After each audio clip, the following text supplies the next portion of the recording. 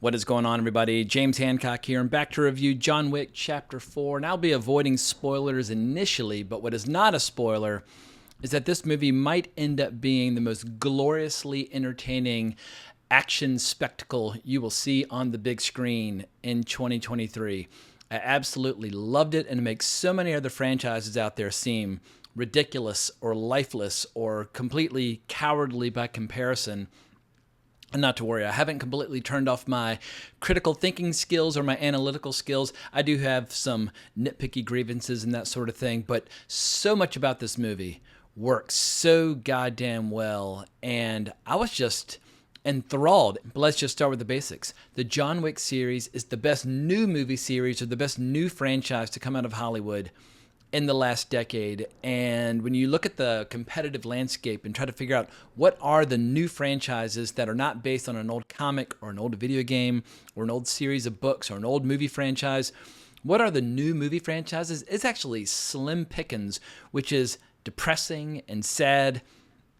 But I think this franchise, which is so goddamn good, just hit a new series high. It's been 4 movies in 10 years, and the audience just keeps growing, and I think the movies keep getting more satisfying. And director Chad Stahelski, his dance card is going to be full for many years to come. He has so many projects in development, and I don't know if he'll be taking a break from this franchise for good or not, but the reality is he just gave us a nearly 3-hour-long R-rated action epic full of really stylish combat with a wide range of lethal badasses played by some of the world's greatest performers and character actors, many of whom I've been watching for decades. And I do mean some of the world's greatest performers because you've got people like Donnie Yen just absolutely killing it in this flick. I mean, Donnie Yen's fans, and he's got fans going back to the late 80s, they're going to absolutely lose their minds. He's incredible in this, but I was just doing cartwheels, seeing this incredible cast of characters interacting. And what surprised me about this movie, I mean, I was expecting great action sequences, but more than any of the other movies in this franchise, it becomes this powerful movie about honor and friendship and this kind of unwritten code shared by the world's greatest killers in this very strange, unusual, fictional setting. And speaking of character actors, let me just pause for a second to say R.I.P. Lance Reddick. He was an incredible actor, gave us many great performances in shows and in movies, and I think he was only 60 years old when he died. He's awesome. He will be missed, and I just hope that people will take this moment to go back and check out his incredible filmography because he always brought the heat and he never phoned in a shit performance, and the John Wick franchise will be poorer in his absence. But what I love about the John Wick universe is that it is a completely separate reality with its own rules, and I feel like every great franchise needs its own internal logic. And once that internal logic gets established, you need to adhere to it, you need to stick to it, or you need to work within those confines. And if you do, the audience will basically accept anything that they see on the screen. And this movie has some of the most bananas, like laws of physics breaking moments you could possibly imagine, but nothing ever breaks the internal logic of this world, one that's full of all these really cool old school rituals and codes of conduct with all these powerful old families that have been following these strange rituals for centuries. And even when some of the story construction gets a little sloppy and some of the dialogue gets a little iffy, it doesn't matter because the look,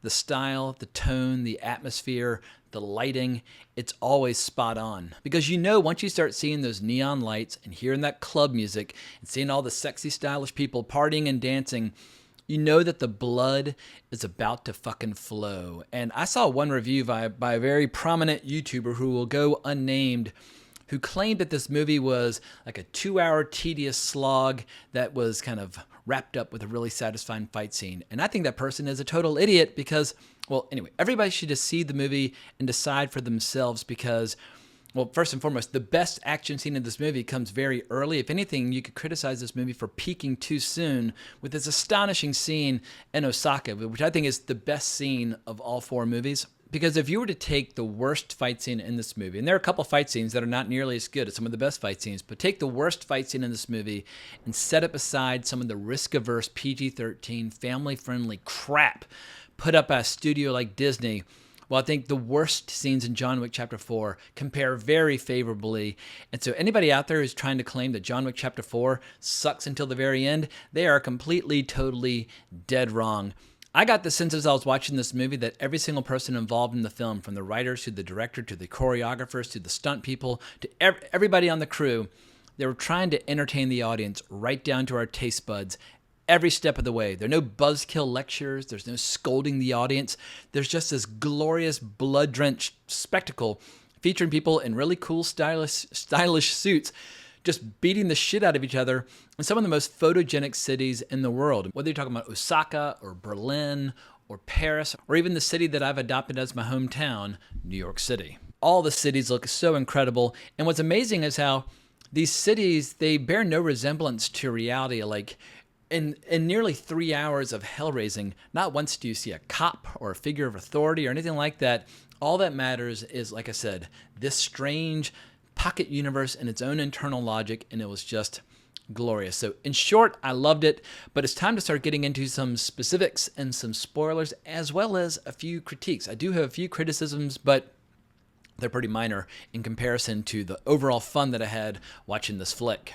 So let's start with the strongest ingredient that this movie has to offer, and that is the cast. Whether you're talking about old school favorites to my childhood like Clancy Brown, who played the friggin' Kurgan in Highlander, to relative newcomers like Bill Skarsgård, the cast is extraordinary. And I'm just going to go down the list on IMDb and just sing the praises of each and every single person in this flick. And at the center of this killer cast, of course, you have Keanu playing the great John Wick himself.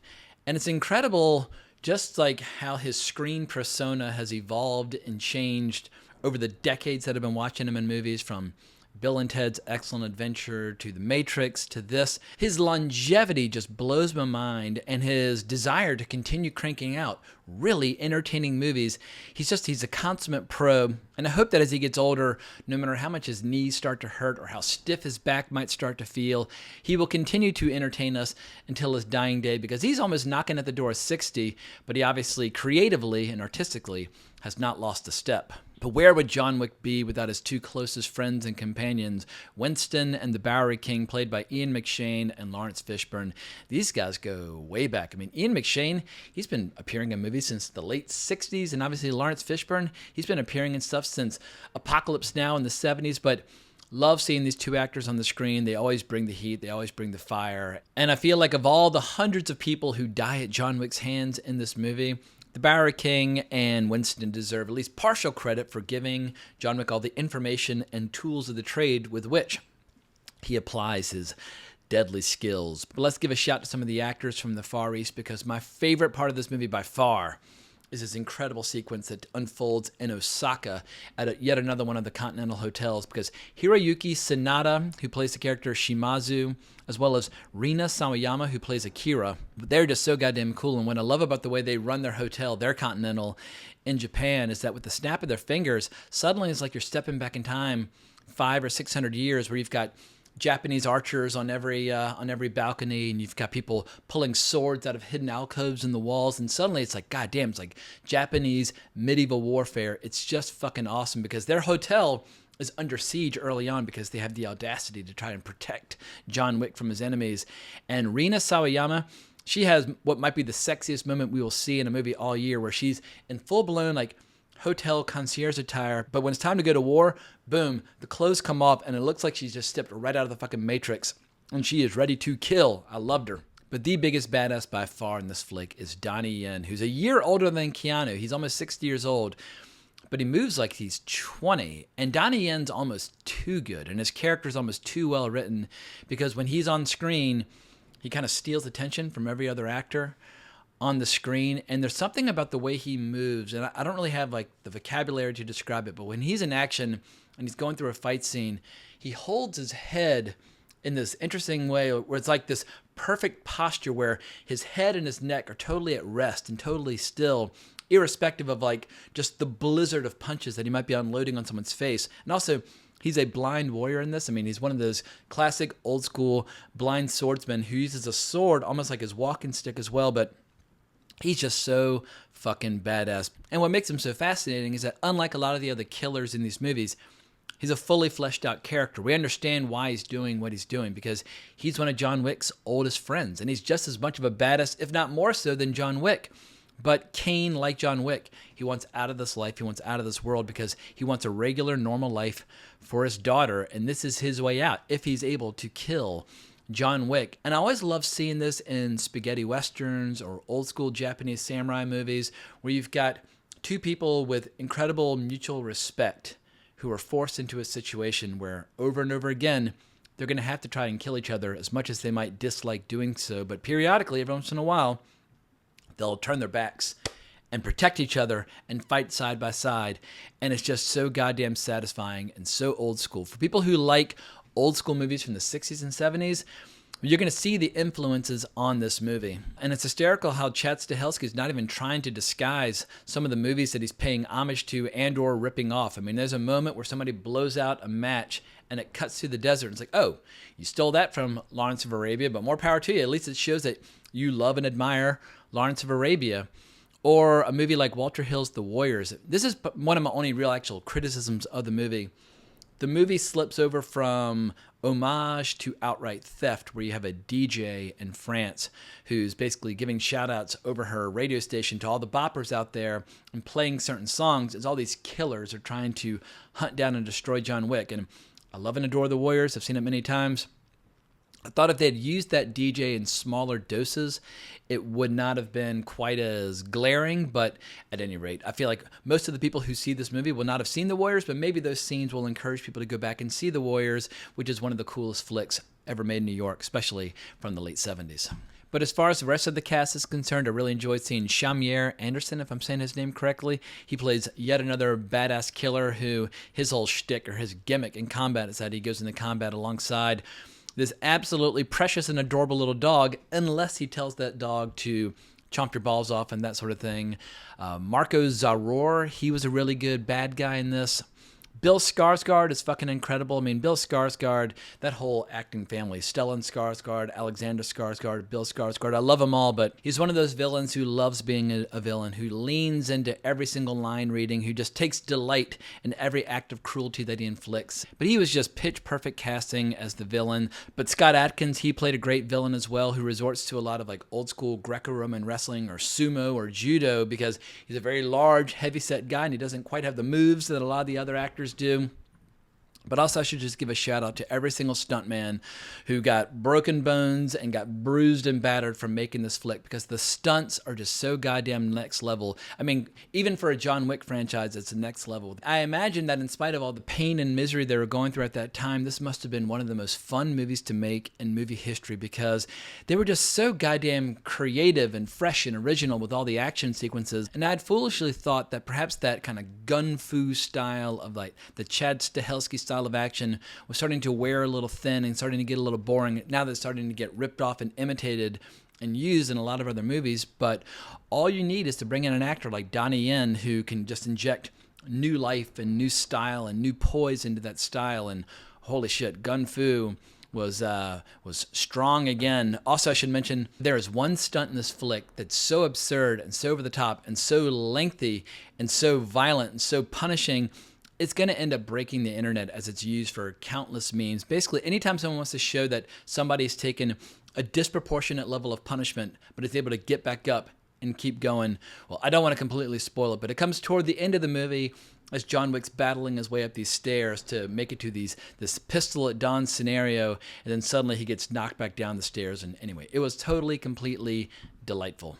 But what really surprised me is that they managed to stick the landing with the finale, because after 3 hours of murderous mayhem, you might be asking, like, what the hell can you do to wrap things up? But a good old-fashioned pistols at dawn scenario it's very stylish, it's very old school, it's very elegant, and they add a few twists and a few wrinkles into it where you actually will be caught off guard and delighted by the way it wraps up. As far as future entries in this world are concerned, I keep hearing that there's going to be a spin-off show and spin-off movies. I don't know at what point the John Wick franchise will get stretched to the breaking point. But I would see, or I'm planning on seeing, the movie Ballerina starring Ana de Armas. But if you don't have John Wick, I don't know if you really have a John Wick franchise or universe that you can really get but so excited about. But who knows, maybe they can pull it off. But not every intellectual property needs to be a shared universe. Sometimes you can just do sequels, and that's enough. So what about my critiques? I'll keep this brief, but as I mentioned before, The screenplay is a little sloppy, and some of the subplots kind of fade in and out, and you're like, wait a second, like, why are y'all renegotiating this? Didn't y'all already have this conversation? And the movie definitely probably could have been shorter, but I was never bored during the movie, but you could have probably tightened the screws a little bit. Maybe my one major criticism during the actual action, John Wick wears these bulletproof Kevlar suits, and as a result, he's constantly pulling part of his suit like a little shield whenever he's being fired upon. And it was cool once or twice, but it got seriously overused. I mean, he's not fucking Batman, like flinging his cape up in order to misdirect people that are shooting at him. And I just thought, anyway, it was a gag that they went back to. They went back to that well one too many times.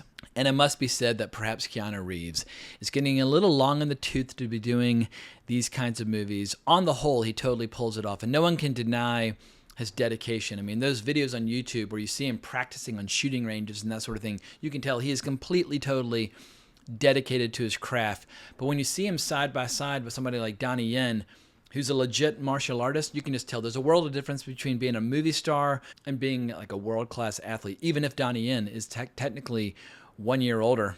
But that's it. Those are my only criticisms. I'm just going to recommend that everybody go and enjoy the ride and form their own opinion.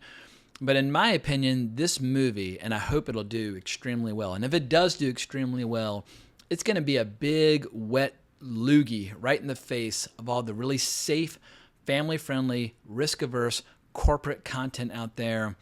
I mean, I hate to always use Disney as a punching bag, but when you look at Star Wars and Marvel and Pixar and all the crap that they're making, it just is totally devoid of flavor. All they do is take stuff that was popular years ago and try to put a fresh coat of paint on it.